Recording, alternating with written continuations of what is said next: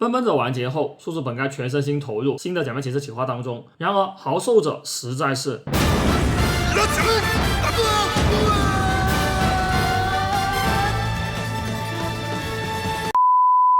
你好，No. 1战队豪兽者正在热播，不知道点击视频的各位是否在追呢？这次叔叔想简单聊聊自己这几周的观影心得，或是能借此让还没入坑的观众去看上1-2集，或是让在追的观众更为了解这档节目，就再好不过了。那么事不宜迟，我们马上开始。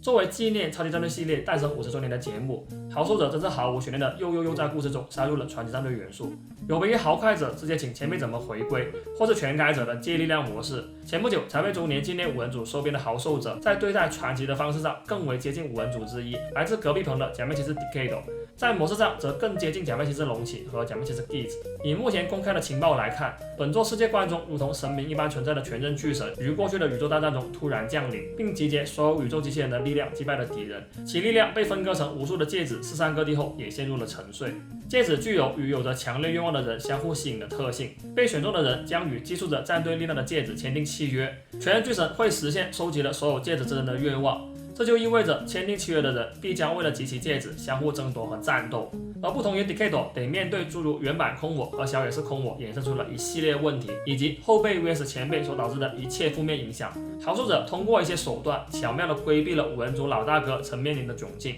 只因传奇在本作世界观中是与豪兽者们平等的存在，他们之间互为竞争对手，并且变身者也与传奇没有必然的关联性。因此，还未入坑的观众无需顾虑豪兽者本就不存在的观看门槛问题。那些所谓的致敬啊、neta 啊，不过是起到让老观众会心一笑，让新观众有接触过往作品的媒介两作用。也是考虑到这点，本次叔叔就不大费周章讲述哪些桥段具体致敬了什么、neta 了什么，而是把目光聚集在节目本身了。若是对那些让人会心一笑的内容感兴趣，不妨多看叔叔每周更新的假面骑士 Version， 他们会在讨论部分的最后一环随机掉落。OK， 未免喧宾夺主，有关传奇的话题我们等等再续。容叔叔先介绍一下今年的常规5人，以及我个人对他们的些许看法。打野鹿王是个擅长交际、充满魅力的天才偶像，却因某起事件被事务所辞退，成了前超级偶像。自发布会开始，无论是蓝的人设，亦或是饰演者，叔叔都是不太感冒的。直至第3集播出，鹿王仅仅献唱一曲，便直接让叔叔路转粉了。而野性的直觉也成了我近期循环播放的 No.1。不知道有没有和叔叔一样的鹿王推呢？祈愿后续能听到鹿王大人更多单曲，在此也发起点赞助力，你一票我一票，鹿王后续台唱跳。紧接着介绍的是距离第1集大约1个月前便与鹿王大人结盟的豹神龙仪。自从知晓全人巨神的存在后，在严厉的家庭中长大的龙仪选择了离家出走，并将侍奉全人巨神大人视为最大的幸福。而在第3集，创作者们也有透过其过高的巴菲定价暗示龙仪是这位不谙世事之人，进而反映出其所受夹带的严厉程度。当然，抛开人物背景不谈，单单他在第2集扛着3角钢琴出现，并在众人异样的目光下弹唱全人巨神战歌的场景，便足以拉一大帮信徒入全人巨神教了。这与鹿王大人献唱一曲便能俘获大批粉丝有着异曲同工之妙。2位光之使者都是那种一瞬就能走进观众心里的类型，而相较于上述2个有点脱离战队常规的人物画像，绿的人设才是今年毫无争议的意外性 No.1。从发布会开始到第3集播出后，任谁都不可能猜到猛元晴次郎本名猛元让二，这个像是从富良州高校3年 A 班走出来的高中生的真身，竟是个87岁的老爷爷。青春、自由、梦想，对于生于日本黑暗时代的昭和男儿来说，真是可遇不可求的奢侈品。所以被选中的让二向全人巨神许下了获得永恒青春，已成为派对达人的愿望。且晴次郎返老还童，想要活出自己的第2人生，可谓是创作者们频繁提及的节目主题重生最为具象化的诠释。可以说，促使我做出这期视频的原动力，正是派对达人的高光时刻。只因叔叔实在没想到，在如此闹腾的庆典中，还能穿插个让人暖心不已的节目。而且创作者对于年纪再大都能追梦的理念，真的传达得十分到位，致使我每次重温都忍不住流出液体。考虑到屏幕前还有没流出过液体的观众，关于晴次郎的部分我就点到为止了，恳请还在犹豫的各位亲自去品鉴一番，毕竟任何解说都无法传达原片所蕴含的情感，而不让更多人流出液体，也劳烦各位动动小手了。蓝、黄、绿所对应的动物分别为狮子、暴龙和鹰，它们不仅都曾是动物系战队红的原型，也是同类生物的顶点。至于黑与红对应的独角兽和狼，一个属幻兽，一个属全科最强生物。黑会选的独角兽为原型，是用独角连上了 No.1， 而红会选的狼为原型，则更多从故事层面出发了。这个等聊完黑再展开。但在此前，叔得先稍微谈谈今年好兽者打出的一记变化球。按理来说，今年超级战队诞生50周年的节目，本质上也在纪念命运战队5连者播出50周年。那在今年男性战士已选用了红、黄、蓝、绿这4种5连者专属色的情况下，女性战士也选用粉色，才应是常规套路嘛。可好兽者不仅反其道而行，甚至还首次为常规女性战士选用了黑色这一男性战士专属色。不过考虑到今年的主题是争 No.1 以及男女平等竞争的理念，让首位常规女性黑战士诞生也未尝不可。在这样的前提下，好兽独角兽变身为历代红战士时不穿裙子，同样说得过去了。虽然这样说有点小失望哈。另外，创作者在构思黑战士人设的过程中，可能不经意间参考了某位 B 王饰演过的某位 B 王，只因无论是其标志性配色、其口头禅，还是其职业，皆与好兽者的元素不谋而合。而与这些元素重叠的正是本作女主伊和角乃。她是私家侦探，是港区女子，也是日本总理的眼线。在其多变的面孔之下，实则藏着一颗多管闲事的心。从小立志当警察守护人们的角乃酱，在妹妹遭诱拐后性情大变，即便梦想成真，她仍因屡次暴力审讯等过激行为被革职。获得了戒指后，她也因没能直面自己的内心，导致无法变身。而于第5集，在面对首任竞争对手即可获得被诱拐妹妹的线索这一诱惑时，角乃酱拾回了初心，并起誓要为了保护帮助他人而战，使得他终于成功变身，击败了怪人。对于戒指战士来说，夺得竞争对手的戒指进行立即的战斗是 No.1 要务，与怪人争 No.1 这种没有戒指作为报酬，本质上利他的战斗反倒是可以不做的。而创作者们在黑的专属为将利己与利他的战斗摆上了台面，并让角乃酱做出了抉择。只要有人遇到困难，他们便无法不伸出援手，这或许正是主流团被选为好兽者的原因之一。至此，我也彻底迷上了这个表面心机，内里却热情长到极致的高级奢华名侦探。讲到这里，各位也应察觉，无论是被警队革职的角乃酱，与家人疏远的秦次郎，因信仰问题被家族视作异类的龙姨，又或是被事务所封杀的陆王大人，成为好兽者之人，皆可谓离群者。而在这群离群者之中，还有个如同孤狼一般离群者中的离群者原野费。官网对费的描述是，他态度冷漠，言辞尖锐，冲动且难以接近，但本质上是个好人。他是个没有家人和朋友的离群者，又因为有着暴力倾向，他总是很快被解雇，所以也是被社会所抛弃的离群者。自从儿时某起事件发生后，他便扼杀了自己的内心，一直过着没有愿望的生活。然而机缘巧合之下，他与戒指签订了契约，成了为实现愿望而战的人群中唯一一个得在此过程找寻自己愿望的离群者。平心而论，即便在黑战士首秀完，我都尚未能迷上这匹孤狼。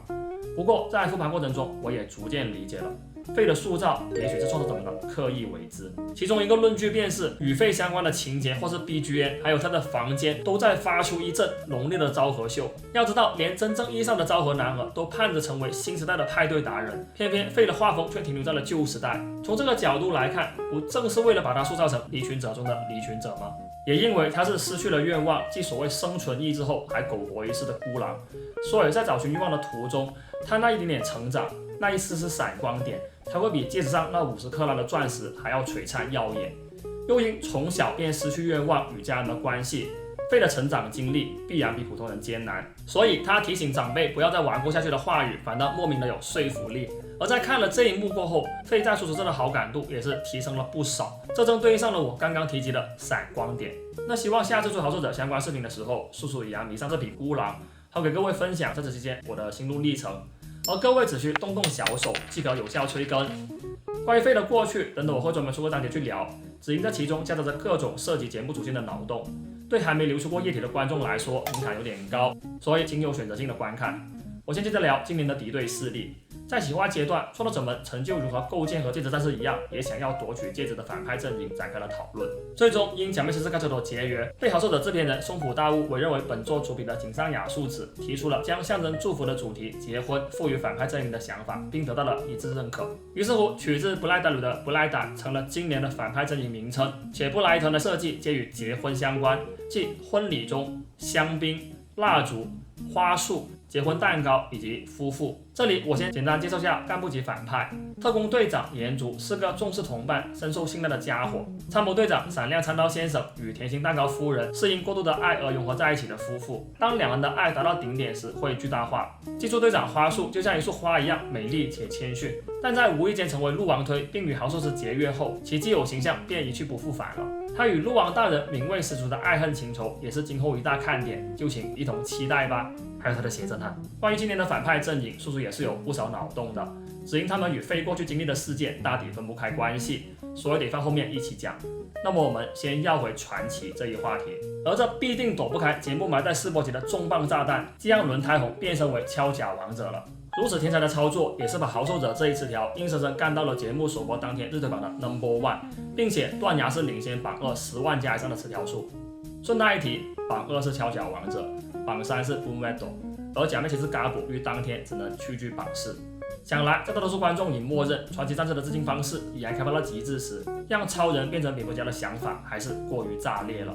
并且传奇战士变身成另一个传奇战士，也能让观众更直观地认识到变身者并非传奇战士本人。这正是我前面提到的创作者为规避 Decalo 时期曾面临的窘境而使用的手段之一。可在初期剧本里，费这个长得很像饭道大爷的前同事提夏目实则是不会变身的。剧本也只是讲述失去生存意志的费在与全日巨神相遇后尝试重新活下去的故事。在这其中，提夏目只是如同盖切多里的加字幕、暴太郎战队东兄弟组里的鬼头瑶那般，是作为旁观者对那些离谱的事情做出反应的角色。但创作者们后经商讨，觉得这样太普通了。这时，松浦平回想起自己一直对 Decado 试播集里出现的红度并非红度的设定耿耿于怀的经历，这才提出了让提夏目彻底变成另一个人，并成为费的第一个对手的想法。然而，这第一个对手在试播集播出后便匆忙下线，只因节目拍摄时撞上了送达屋无法送达的摄影时间，并且在奔奔者本片与 VS 拍摄完成后，井内优阳还得随剧组进行舞台剧巡演，所以按理来说，提夏目的戏份并不会有多重，但为了节目完整性，他肯定会回归。感觉奔奔者 VS 君王者上映期间会是个不错的 timing。借此机会，我再来多提一嘴，如果有还没看奔奔者完结总评的观众，不妨在本期视频结束后再找来看一看。毕竟叔叔为了产出这支影片，真是耗费了各位难以想象的心力。私心肯定想让更多人看到的嘛，就陪我跑完这最后一圈吧。お願いします。另外，不知道在经历了轮胎红变敲假王者的奇妙体验过后，各位还有什么想在这短短的1年间才可能看到的传奇与传奇的嘎枪口呢？像叔叔就很想看到门死士变豪快红，神山飞羽真变真剑红，超真情人变魔法红，快景双红互换，牙昂变牙肺红，朱兰变霸王龙连者或者全开凯撒。而且该说不说，朱兰现就在隔壁剧组再就业中，还和全日巨神中之人有过负距离接触，不请他来联动一下，真说不过去了。而节目第3集更是告知了观众，你们的 imagination 还不够，只因全日巨神的大手甚至伸向了光之国，让仰望名作 Taro 的太阳的影子成为了太阳本身。而东桃太郎变身者热海长夏竟还是在日支持率高达5000%的总理。以防有观众不理解，叔叔这里有必要先解释下，东桃太郎与总理的关联性是因为总理即日本的首领，亦可念作 Nihon no Don。而有趣的是 ，Nihon no Don 实则是70年代由东映拍摄的知名黑帮电影，不知道这是否与长夏总理的后续发展或是其愿望有关呢？这个人气 No.1 对外宣扬 Happy 上帅的总理，不仅与桃井太郎的特性大相径庭，还隐藏着如托雷基亚般的阴暗面，真可谓全身上下都是槽点。而长夏总理的诞生与后续看点，也正是豪寿者的缩影。在叔叔眼中看到的是一群对传奇抱有足够敬畏的台前幕后工作者制作的一档在快节奏网络时代下，无论是话题度还是吸睛指数皆为 No.1 的节目，并且在借着传奇的影响力获取了远超过往的关注度后，他还能坚持讲好自己的故事，平衡好新老观众的关注点。所以某种意义上，我认为松浦皮在开播前夕预告留下的我们不愿沉溺于过去的50年，而是希望成为照亮未来50年的光芒，并不只是说说而已。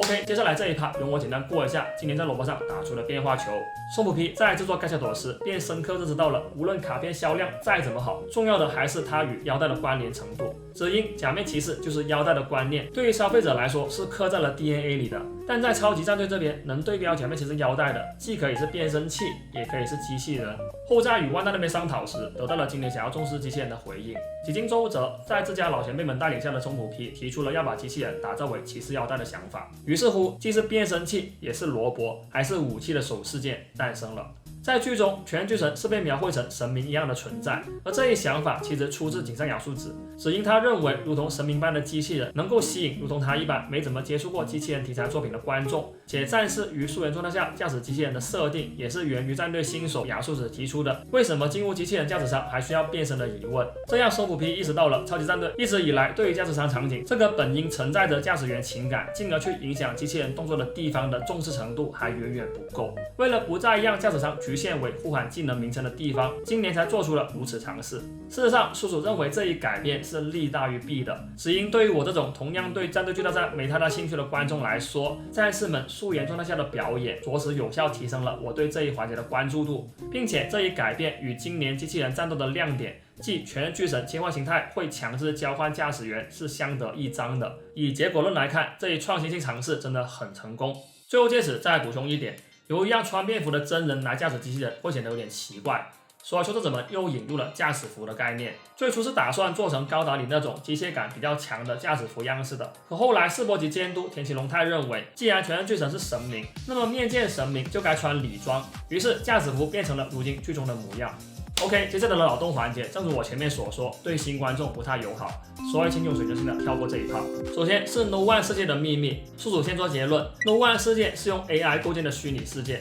论据一，炎族初到人间界时说的是，这就是生成出我们的世界。论据二，布莱伊团杂兵的名称，爱伊的由来，既可理解为爱，亦可理解为 AI。论据三，敌对势力都是透过圆形的物体，也就是零来到人间界的，而 No One 本身就能引申出零的含义。0和1作为计算机储存二进制的基本单位，亦可推导出 AI 的概念。论据4 ，No. 1怪人想在人间界生成实体，得先获取宿主对应愿望的关键字，这不就是生成式 AI 的概念吗？顺带一提 ，No. 1怪人统称为 Bug Number， 这也是论据之一。当然，最直观的论据其实是至今尚未登场的神秘角色库翁的本质为一家 AI 公司的年轻总裁。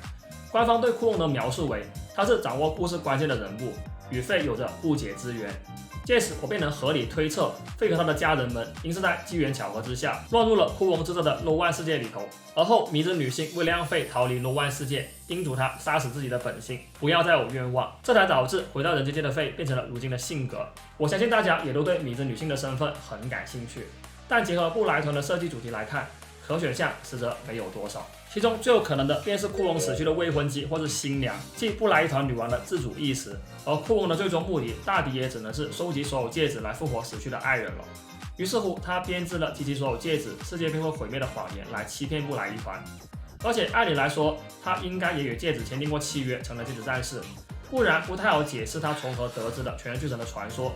就不知道他是会变成完全新规的战士，还是代表战队起始的次连者了。那肯定也会有观众好奇，费的爸妈和哥哥去哪了吗？其实结合 No. 1怪人生成的方式来看，费的爸妈有可能便是参谋队长闪亮长刀先生与甜心蛋糕夫人的宿主，费的哥哥则可能是特工队长炎族或宿主，还有极小概率是库翁。顺着叔叔这个思路，各位也不妨猜猜花束的宿主或者花束是谁。如果没什么头绪的话，叔叔可以再给点提示，炎族和花束在 OP 出现前的分镜是一堆美瞳，那画公仔我就不画出场了哈。且该说不说，今年这 OP 田崎龙太拍的是真让人上头，致使我每次回看都舍不得一抖小手，这也是叔叔极力推荐大家去看的原因之一。同样让人上头的还有那每集必备的应援环节。初看时我只觉得意义不明，甚至有点尬，可看到第2集，我竟也不由自主跟着嗨了起来。不知道有没有和叔叔一样被这魔性的应援洗脑的观众呢？在无比贴合今年主题的同时，应援环节也给到了对战双方自报家门的时间，可谓是战队俏明的再一次突破。也是因为这一环节足够抽象的关系，节目首播当天已有不少日本网友拿他和井上敏树写完自己都觉得会被打枪，却被田崎龙太拍出来的天女散花东桃太郎做的神教被人抬出的场景做比较了。更有不少网友甚至在第1集播出后，便已将好受者标榜为东兄弟组第2季。和东兄弟一样的边放 ED 边收尾模式，和东兄弟类似甚至比他更为过头的搞笑荒诞展开。再考虑到主创们皆与东兄弟组有着一定渊源，会出现这样的说法也是因为缘分2字。可正如暴太郎战队 OP 所传达的 Oleko 是 Only One 一般，这种论调无论是对观众、对2部作品的粉丝、对创作者、对演员、对角色都有失公允了。但叔叔也理解部分观众为何会说出这样的一番话，只因好受者确实有着成为又一部现象级特色剧的可能性。我反正入股了，建议还没入的观众也入一下，与我一同看一看这些打破传统之人的后继者们能做到什么样的地步吧。呢，记得点赞，记得看好受者，也请记得看小团体每周5 reaction。那么我是保险兵叔叔，我们有缘再见，爱你们。